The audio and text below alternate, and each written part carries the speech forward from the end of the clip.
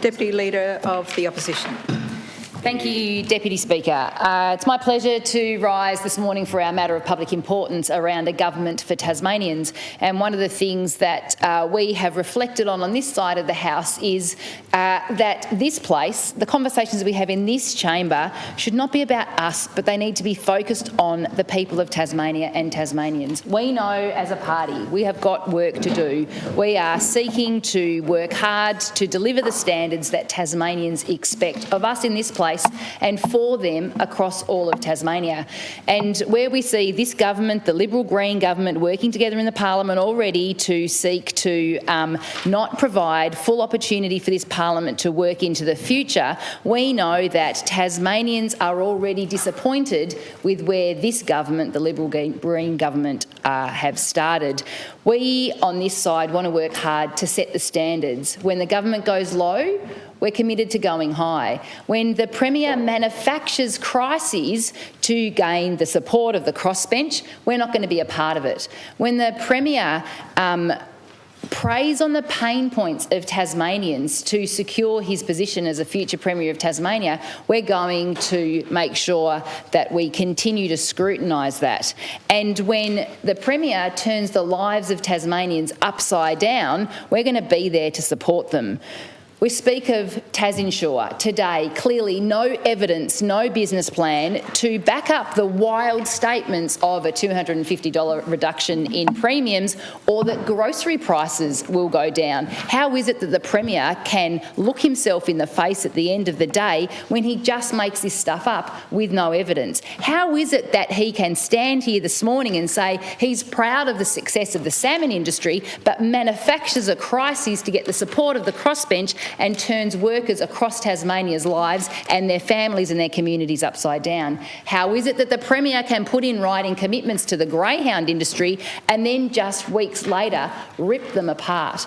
I had the opportunity just around the corner from my home to go and visit 3 generations of families that train and love their greyhounds. I had the opportunity to meet them and to hear from them, not only their family but people that support them in their family, about the great, deep love and devotion they have for their animals and the commitment and the passion they have for the sport that is embedded in their lives. There's Nana and Dad and the kids, there's support around, but there's also not just for industries, whether it be salmon, whether it be greyhound, whoever is coming next that the Premier will manufacture a concern for. The heart of these industries is also about the support they provide in their local communities and communities much broader. The salmon industry has an alliance of great businesses in Tasmania that support them, and their businesses grow and support other families because of the great work they do. Small businesses, families that are struggling under the increased cost of doing business right now, the cost of increased insurance premiums, have been preyed on by this Premier because of the hurt, where he said there is a serious issue, and we have agreed with that. And our leader has said that he will be constructive in the solution of these challenges, but the Premier makes up things that will happen with no evidence and no business case to bring people support on. And we know that experts in the field say that this is not in Tasmania's best interests.